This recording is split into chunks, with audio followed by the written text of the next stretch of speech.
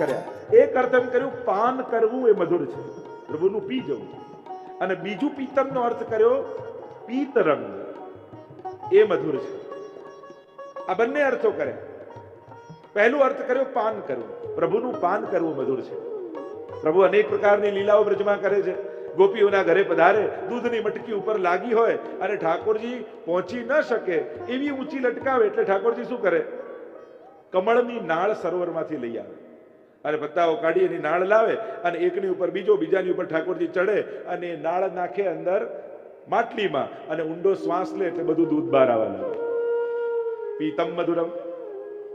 પ્રભુ ગાયો ચરાવીને પાછા પધાર્યા હોય ખીરકમાં, ગૌશાળામાં, અને એટલા ભૂખ્યા થયા હોય કે હજી ભોજનની તૈયારીમાં વાર હોય શયનની, અને પ્રભુ એટલા ભૂખ્યા થયા હોય અને ગાય દોવા માટે બેસે સાંજના સમયે, ઠાકોરજી પાત્ર લે અને આંચળથી દોતા હોય, એટલી ભૂખ લાગી હોય ને એટલે ઠાકોરજી પેલા મોયણામાં કે પેલા પાત્રમાં ન દોહે, સીધું મોઢા ઉપર દોહે અને માનો ઉડુગણ અંબર ઓપિત, એમ હરિરાયજી પણ નિત્ય લીલામાં લખે છે ને કે એવી છીટ ઠાકોરજીના મુખમાં લાગે છે શ્યામ, અને નાના નાના દૂધના બિંદુઓ લાગે ને એમ લાગે રાત્રિના સમયે તારાઓ ઝળકી રહે, એવું મુખારવિંદ લાગે. પણ સીધું જ આંચળમાંથી પ્રભુ દૂધનું પાન કરે એટલે કહ્યું પીતમ મધુરમ.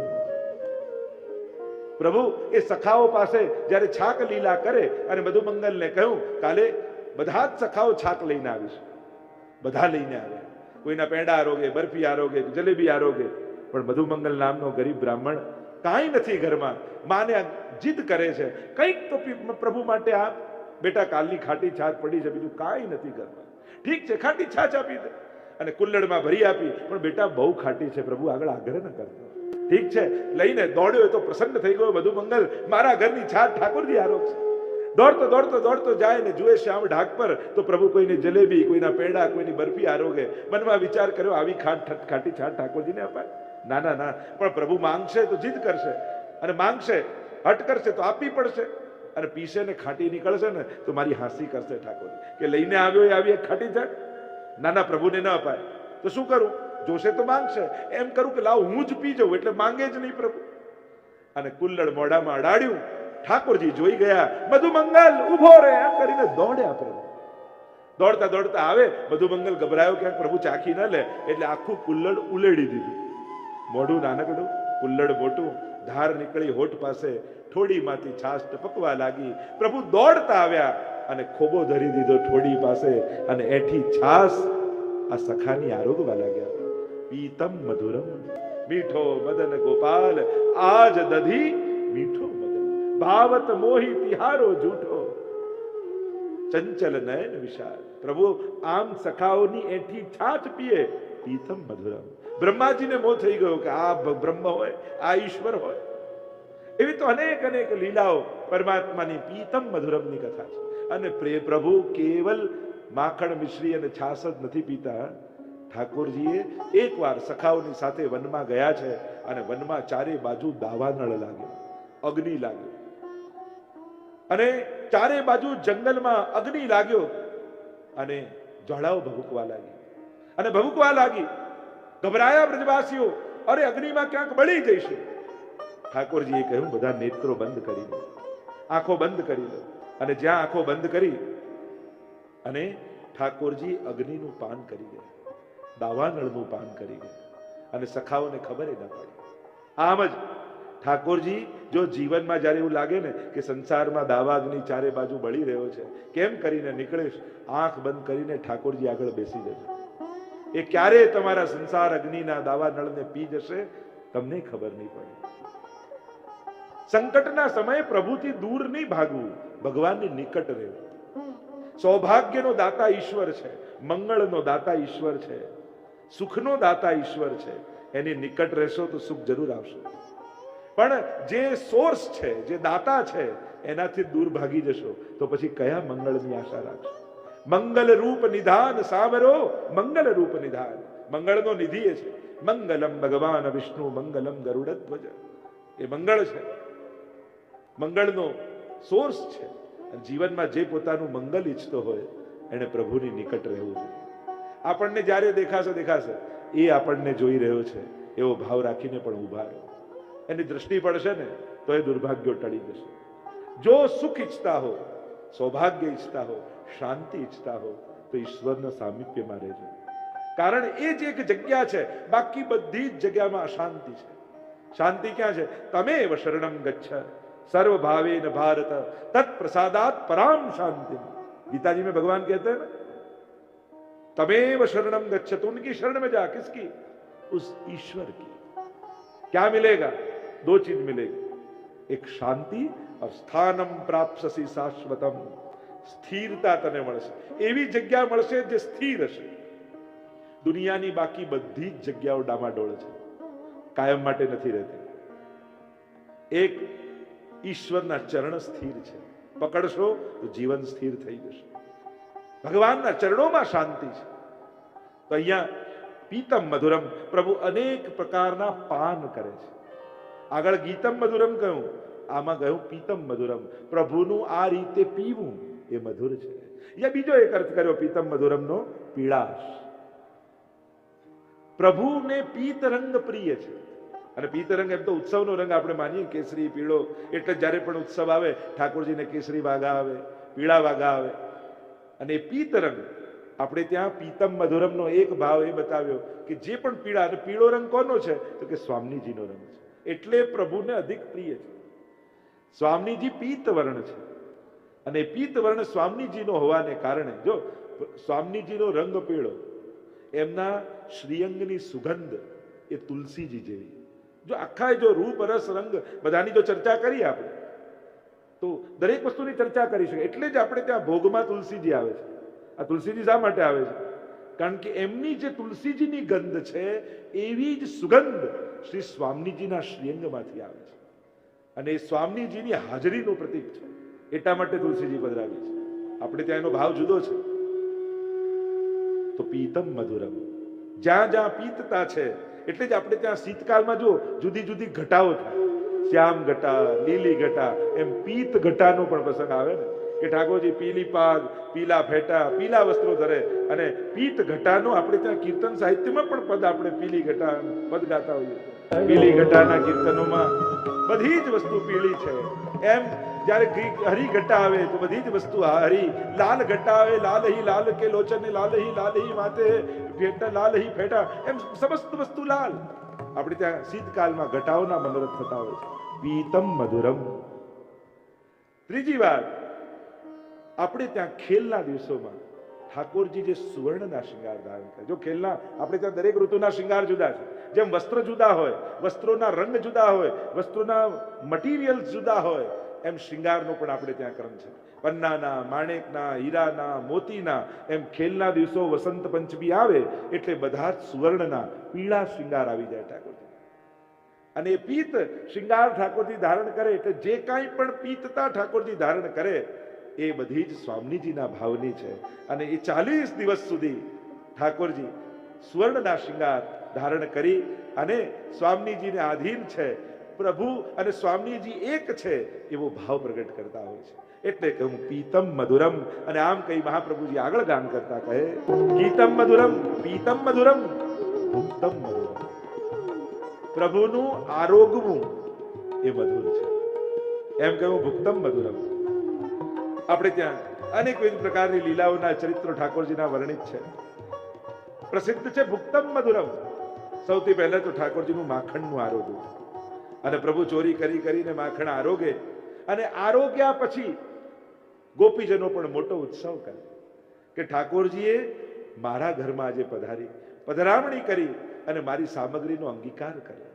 હું અસમર્થ જીવ, હું નંદાલયમાં જઈને આરોગાવી શકું એમ નહોતી, પણ ભક્તા વિલાસા ચરિતાનુસારી દુગ્ધાદિ ચૌર્યેણ યશો વિસારી. અને આમ માખણ આરોગી પ્રભુ અમારા પર કૃપા કરી રહ્યા છે. એમ ભુક્તમ મધુરમ કહ્યું. પ્રભુ બીજું વ્રજમાં આરોગ્યા છે, માટી, વ્રજ રજ. જ્યારે માટી આરોગ્યા, ભુક્તમ મધુરમ, પ્રભુનું આરોગવું મધુર છે. કારણ કે ઠાકોરજી વિચાર કરે કે આ ગોપીજનો તો મારી ચરણરજ રોજ ચરણામૃત રૂપે લે છે, લાવ હું ગોપીઓની ચરણરજ મુખમાં મૂકીને જોઉં. એટલે કહ્યું ભુક્તમ મધુરમ. યશોદાજી મુખ ખોલવાનું કહે અને બ્રહ્માંડના દર્શન થાય. કેવું માધુર્ય પરમાત્માનું છે. આ માટી આરોગવું પણ ભુક્તમ મધુરમ છે. ત્રીજું, સખાઓની સાથે છાક લીલા આરોગ્ય. એમ જોવા જાઓ તો આપણે ત્યાં સામગ્રીના મનોરથમાં પ્રભુના આરોગવાનો પ્રકાર છે. કઈ રીતે ભોગ ધરાય, કઈ રીતે પ્રભુને આરોગાવાય, કઈ રીતે બનાવાય. આપણે કહીએ શુદ્ધ કરો, સિદ્ધ કરો, સાજો અને પછી સમર્પો. 4 સકાર યાદ રાખવાના. ત્યારે આ ભુક્તમ મધુરમ પ્રગટ થાય. જ્યારે પણ કોઈ વસ્તુ લાવી તો શુદ્ધ કરી અને ખાસા કરી. પછી એમ ના કે કાપીને લાવ એવું નથી બોલતા, સિદ્ધ કરીને લાવ એમ કહીએ છીએ. આપણા પ્રભુ એટલા કોમળ છે ને, એમની આગળ કઠોર શબ્દ પણ આપણે નથી વાપરતા. એટલે શબ્દોની પણ કોમળતાનું ધ્યાન રાખીએ. જેમ કોઈ મોટો માણસ હોય તો એને શબ્દોમાં આદર આપીએ છીએ, એમ પ્રભુ પરમ આત્મીય સુકોમલ છે. એટલે આદરની સાથે સુકોમલતાનું પણ આપણે ધ્યાન રાખીએ છીએ કે સિદ્ધ કરીને લાવ. સિદ્ધ કરીને ઢગલો ન કરી દેવાય, એને સાજો, એને ઉત્તમ રીતે સજાવો અને પછી કાની આપીને સમર્પો. પ્રભુ છે ને 4 વસ્તુ નથી આરોગતા. ભુક્તમ મધુરમ જ્યારે ચર્ચા કરીએ છીએ, એક કઠણ, બીજું કર્જનું, ત્રીજું ક્લેશનું અને ચોથું કડવું.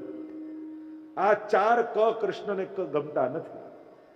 પ્રભુને જ્યારે ધરતા હો ત્યારે બહુ કઠણ સામગ્રી ન હોવી જોઈએ, કોમળ વસ્તુ બનાવી. નહીં તો ઘણીવાર એની લાવેલી મઠડીને તોડવા માટે હથોડી લેવી પડે. દાંત તૂટી જાય પણ ઠોર ના તૂટે.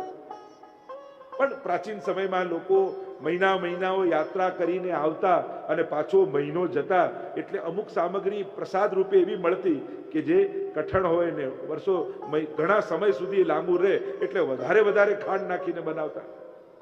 જે સમય બદલાય એ પ્રમાણે સંજોગો બદલાય. તો કઠણ પ્રભુ નહીં.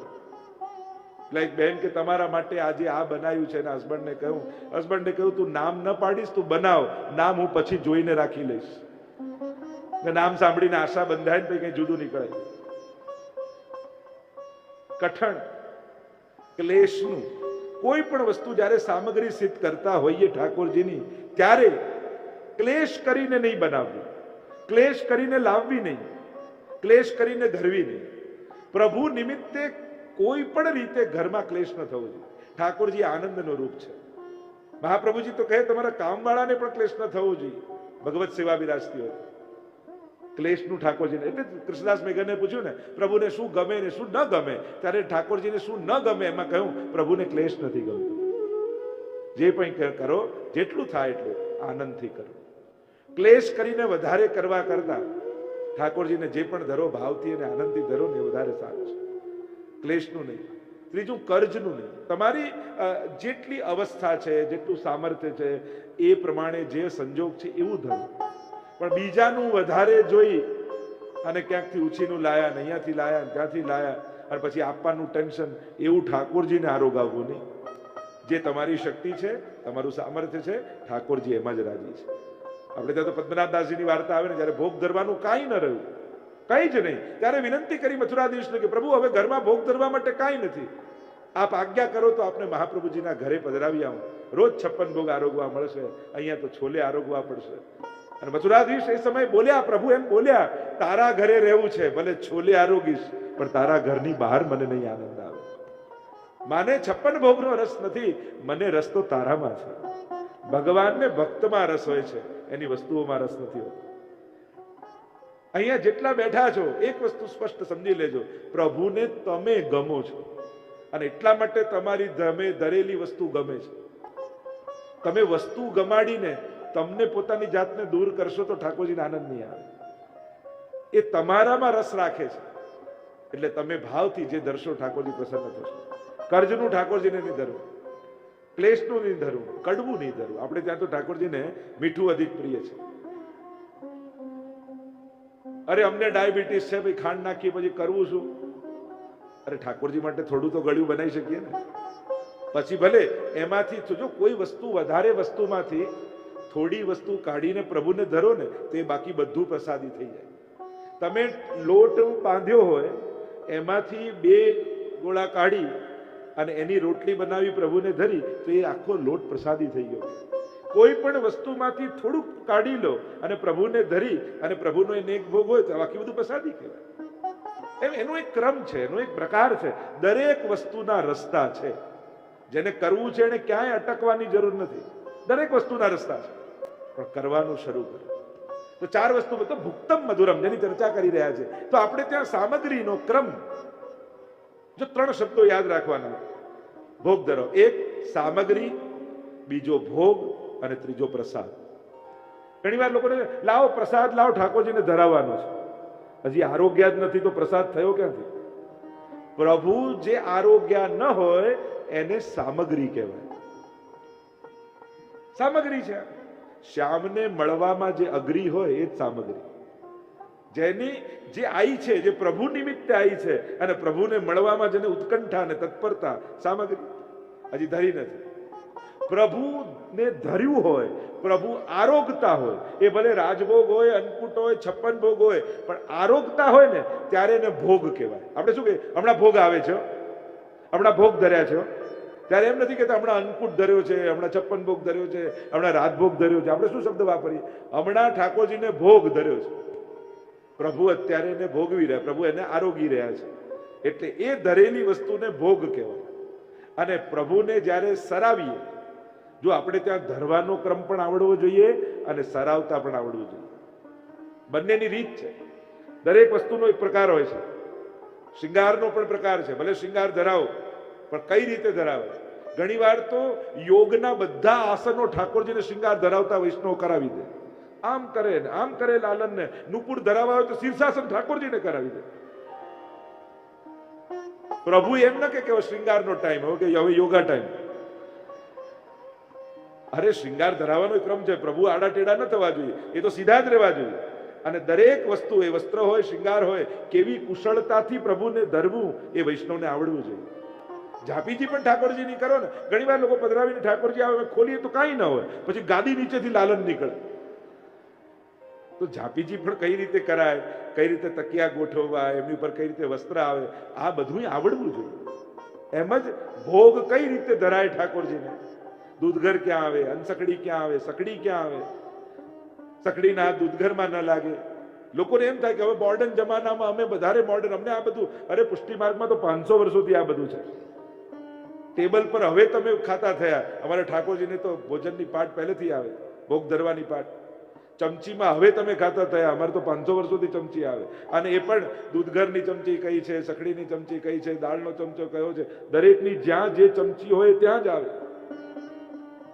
અમારે તો હવેલીમાં જે સ્વરૂપોની જારીજી 4-5 સ્વરૂપ બિરાજતા હોય, જેની જારીજી હોય એ જ જારીજી ત્યાં જ પધરાવાની હોય. ગમે ત્યાં ન પધરાવી દેવાય. ઠાકોરજીને એની આદત પડેલી હોય. જેની જે કટોરી હોય એમને એ જ કટોરીમાં ધરવામાં આવે. આ બધો પ્રકાર છે પુષ્ટિ માર્ગનો. તો ભોગ કઈ રીતે ધરાય?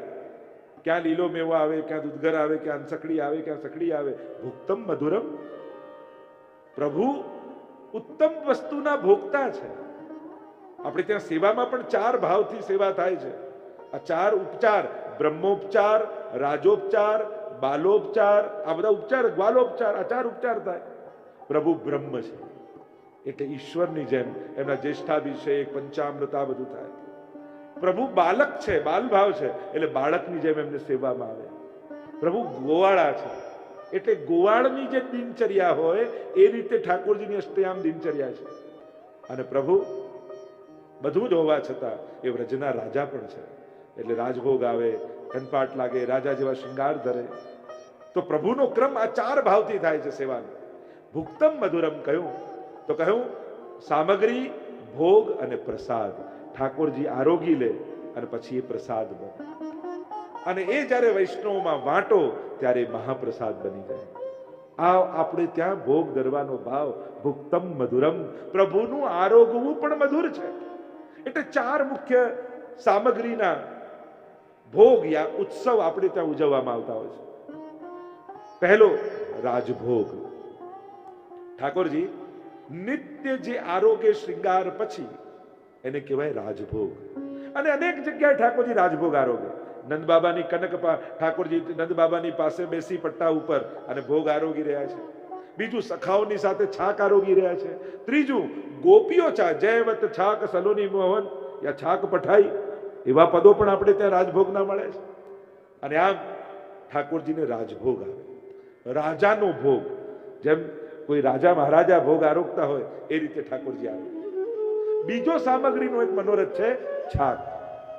સખાઓની સાથે ગોપીઓ પઠાવી હોય અને કુંડાળું કરીને પ્રભુ બેઠા હોય અને મોકલેલી છાક આરોગ્ય એ છાક. ત્રીજો છે કુંવારો. કુંવારાનો મનોરથ વિશેષ રૂપે થતો હોય છે પુષ્ટિમાર્ગી હવેલીઓમાં, અને એનો પણ ભોગ ધરવાનો ભુક્તમ મધુરમ. દરેકની ભાવાત્મક સામગ્રીઓ આવે. આપણે ત્યાં દરેક સામગ્રી પાછળ કોઈ ને કોઈ વ્રજભક્તોનો ભાવ છે, એટલે જુદા જુદા વ્રજભક્તોના જુદા જુદા રંગ છે. શ્વેત હોય તો ચંદ્રાવલીજીના ભાવથી આવે, પીળી હોય તો સ્વામીજીના ભાવથી આવે, એવી શ્યામ હોય તો યમુનાજીના ભાવથી આવે. એમ સામગ્રીઓના પણ જુદા જુદા ભાવ આપણે ત્યાં બતાવે છે. તો ત્રીજો સામગ્રીનો મનોરથ એ કુંવારો છે. કુલ્લડો રાખવામાં આવે 64, અને એ રીતે 1 ગુનો 2 ગુનો 6 ગુનો જુદા જુદા કુંવારાના ભોગ આવે ભુક્તમ મધુરમ. ચારેય યુથના ભાવથી આવે. એટલે જ કુંવારાના મનોરથમાં તમે જુઓ તો દહીં ભાતના કુલ્લડ હોય, પછી શીરા હોય, પછી સેવના લડ્ડુ હોય, ઠોર હોય, ખીર હોય, અને એ પ્રકારે કુંડાઓમાં કુંજવારો, કુંજમાં બેસી અને ઠાકોરજી આરોગે. આરોગત કુંજવારા. આપણે ત્યાં પદ સાહિત્યમાં પણ કુંવારાના કીર્તનો છે ને, કે પ્રભુ આરોગી રહ્યા છે કુંવારા. કુંડામાં ધરાય એટલે કુંવારા કહેવાય. અને દક્ષિણ ભારતનો પણ એક ઉત્સવ છે કુંડન વારમ, એનો પણ એક પ્રકાર આપણે ત્યાં માનવામાં આવે છે. સીધો ભાવ આપણે ત્યાં ભાવાત્મક અર્થ કુંવારાનો છે. કુંજમાં બિરાજી ઠાકોરજી જે ભોગ ચતુર્ભુજ ચારે યુથના ભાવથી જે આરોગે એને કુંજવારો કહેવાય. એટલે જ આપણે ત્યાં કુંવારાનું વિશેષ મહત્વ છે. આપણે ત્યાં એક માન્યતા, એક ભાવના એવી છે કે આ બે મનોરથ વલ્લભકુલની હાજરીમાં થાય, એમની ગેરહાજરીમાં નથી કરતા. એક કુંજવારો અને બીજો 56 ભોગ. આ બે મનોરથ સ્વામીજી પ્રધાન માનવામાં આવે છે. એટલે વલ્લભકુલના હાથે એનો ભોગ ધરે ત્યારે જ ઠાકોરજી આરોગ્ય, એવો ભાવ આપણે ત્યાં રાખી વલ્લભકુલની હાજરીમાં આ બે મનોરથ કરતા હોય છે. તો આમ કુંજવારાનો મનોરથ ભુક્તમ મધુરમ. ચોથો એક પ્રકાર તમે જુઓ તો એ છે અન્નકૂટ ઉત્સવ. ઘણીવાર લોકો અન્નકૂટ અને 56 ભોગને ભેગું કરી દેતા હોય છે. ભાગવત કથામાં ઘણીવાર કે આજે કથામાં 56 ભોગ છે. અરે 56 ભોગ ન હોય, અન્નકૂટ હોય. અન્નકૂટનો મનોરથ વર્ષે એકવાર આપણે ત્યાં કરાતો હોય. બીજા બધા મનોરથો ઘણીવાર થઈ શકે, પણ અન્નકૂટ વર્ષે એક જ વાર થતો હોય છે. એ પણ આપણે ત્યાં દિવાળી પછી બેસતા વર્ષથી વસંત પંચમીની વચ્ચેના દિવસોમાં અન્નકૂટ ઉત્સવ થાય. વસંત પંચમી પછી અન્નકૂટ ઉત્સવ કરી નથી શકાતો. એવી પરંપરા અને પ્રણાલિકા આપણે ત્યાં છે. અન્નકૂટ કોને કહેવાય? અન્નનો કૂટ. અન્ન સંસ્કૃતમાં અન્નમ એટલે ભાત, અને કૂટ એટલે પર્વત. ભાતનો પર્વત એને કહેવાય અન્નકૂટ. પ્રસિદ્ધ કથા છે, આપ બધા જ જાણો છો. ભુક્તમ મધુરમ. ઠાકોરજી તો મધુરતા છે આપના આરોગવામાં પણ. અને એટલા માટે ઠાકોરજી જ્યારે વ્રજવાસીઓને કહે છે, અરે આ ઇન્દ્રયાગ નહીં, ગોવર્ધન યાગ કરો. કેમ કરાય ગોવર્ધન યાગ? હું તમને બતાવીશ. અને બધા વ્રજવાસીઓને કહ્યું, જે સામગ્રી ઘરમાં સિદ્ધ કરી હોય એ લઈને આવો, ગોવર્ધન પૂજા કરીશું અને ગિરિરાજ બાબાને અન્નકૂટ કરીશું. અને આ દેવ તો એવો છે ગિરિરાજ બાબા કે પ્રગટ થઈને તમારી આંખોની સામે આરોગશે. ઇન્દ્ર તો યજ્ઞ દ્વારા સામગ્રીનો સ્વીકાર કરે છે, પણ ગિરિરાજ બાબા તો પ્રગટ પોતાની હાથેથી તમારી સામગ્રી લેશે અને સ્વીકાર કરશે. વ્રજવાસીઓ તો પ્રસન્ન થઈ ગયા. આવો પ્રગટ દેવ અમારી સામે આરોગે તો આનંદ થઈ જાય. અને બીજા દિવસે બધા પોતાની સામગ્રી લઈને આવ્યા, અને ભાતના તો ટોપલાના ટોપલા, ટોપલાના ટોપલા, ટોપલાના ટોપલા, માનો ભાતનો આખો પર્વત બની ગયો. એટલે એને કહેવાયો અન્નકૂટ. 5 શિખર કર્યા, એટલે આપણે ત્યાં શિખર ધરવામાં આવે છે. અને પછી તો દૂધઘર, અનસકડી, સકડી, લીલો મેવો, સૂકો મેવો, આખો અન્નકૂટ અદ્ભુત રીતે સજાવવામાં આવ્યો. સજ્યો તો ખરા અન્નકૂટ. બધા થોડી વાર સુધી રાહ જોવે, હમણાં આરોગશે, હમણાં આરોગશે, હમણાં આરોગશે. થોડી વાર થઈ ગઈ એટલે બધા સખાઓ પ્રભુ પાસે આવ્યા. લાલા, તે તો કહી હતી કે આ ઠાકોરજી, આ દેવતા ગિરિરાજ બાબા એવા છે કે આ તો પ્રગટ થઈ અને આપણા આંખોની સામે બધી સામગ્રી આરોગશે. આરોગતો તો છે નહીં. પ્રભુ કે હું વિનંતી કરું છું, અને ગિરિરાજ બાબાને વિનંતી કરી છે, હે ગિરિરાજ બાબા, આપ જો વ્રજના દેવતા હો અને વ્રજવાસીઓની ભક્તિ જો સાચી હોય તો એમણે ધરેલી સામગ્રીને પ્રેમપૂર્વક આપ આરોગો. જ્યાં પ્રભુએ વિનંતી કરી એટલામાં 1000 ભુજા ધારણ કરી શૈલોસ્મી કહી ગિરિરાજ બાબા પ્રગટ થયા. એક એક મટકી લે મોઢામાં નાખે, એક એક છાબ લે મુખમાં નાખે, અને ભગવદીઓ દર્શન કરે ને કહે, જેવ જો દેખો રી હરી ભોજન ખા. देखो देखो गिरिराज बाबा भोजन आरोग रहे हैं, हजारों भुजाओं से एक एक टोपलू पधरावता जाए, एक एक छाप पधरावता जाए, एक एक मटકી ને કુલ્લડ પધરાવતા જાય. સખાઓને થયું કે આ તો અમારા માટે કઈ બચવા જ નહીં દે, એટલે કેટલાક સખાઓ આવ્યા અને લૂંટવા લાગ્યા. કોઈ ભાત લૂંટવા લાગ્યું, કોઈ મટકી લૂંટવા લાગ્યા, લઈને ભાગે અને કહ્યું કે મને મારા માટે ભોગ ધર્યો છે. પેલો મટકી લઈને જ્યાં સુધી ભાગે, ગિરિરાજ બાબા પોતાનો હાથ લાંબો કરતા જાય, કરતા જાય, કરતા જાય, કરતા જાય, જ્યાં ઘરના ઉંબરે પહોંચે ત્યાં મટકી પકડી પાછી ખેંચી લે. સખાઓ કે આ તો ગઈ મટકી, પાછા દોડતા આવે. અનેક પ્રકારની લીલાઓના વર્ણન છે અને ગિરિરાજ બાબા સહસ્ત્ર ભુજાથી આરોગ્ય. સખાઓ જુએ આમ ગિરિરાજ બાબાનું મુખારવું, આમ જુએ ઠાકોરજીનું મુખારવું, ફરી જુએ ઠાકોરજીનું મુખારવું, ફરી જુએ ગિરિરાજજીનું મુખારવું. श्रीदामा આવ્યો ठाकुर जी पास, लालन कछु गड़बड़ है. कहा गड़बड़ है? अरे गड़बड़ ये है कि तेरो और गिरिराज जी दोनों को मुखारविंद एक जैसो है. ठाकुर जी कहे वो मेरो ही स्वरूप. हजारों भुजाओं धरी स्वयं प्रभु गिरिराज जी रूपे प्रकट थया छे અને ભુક્તમ મધુરમ નો અનુભવ કરાવી રહ્યા. देखो देखो प्रभु हमारे नेत्रों के सामने आरोग रहे. भुक्तम मधुरम, प्रभु का ये आरोगना भी परम मधुर है. क्यों? क्योंकि केवल इंद्रमान भंग की लीला नहीं चल रही, यहां तो गोपियों के मनोरथ भी ठाकुर जी पूर्ण कर रहे हैं. आम एकम भगवतः कार्य बहुअर्थानां च साधकम. महाप्रभु जी आज्ञा करते हैं कि प्रभु का एक कार्य भी अनेक अर्थों को सिद्ध करने वाला होता है. પ્રભુનું એક કાર્ય આપણને લાગે આ લીલા કરી, પણ આ એક લીલાથી પ્રભુ કેટલા લોકોના મનોરથો પૂરા કરે. જો ને આ કથાનો મનોરથ જાગ્યો નીલાંબર પરિવારના, પણ કેટલા લોકોને એનો લાભ મળી રહ્યો છે અને હજારો લોકો ચેનલના માધ્યમથી શ્રવણ કરી રહ્યા છે. પ્રભુનું એક કાર્ય, કોઈના મનમાં પ્રવેશવું, કાંઈક સંકલ્પ કરાવવો અને અનેક લોકોનું કલ્યાણ ઠાકોરજી કરતા હોય છે. ભુક્તમ મધુરમ. તો પહેલો રાજભોગ, બીજો છાક, ત્રીજો છે કુંજવારો. આ બધા ભુક્તમ મધુરમના પ્રકાર છે. ચોથું છે અન્નકૂટ અને પાંચમું છે 56 ભોગ. અન્નકૂટ અને 56 ભોગમાં ભેદ એ છે, મેં પહેલા કહ્યું 56 મધુરાષ્ટકમાં પણ 56 વાર મધુર શબ્દ આવ્યો.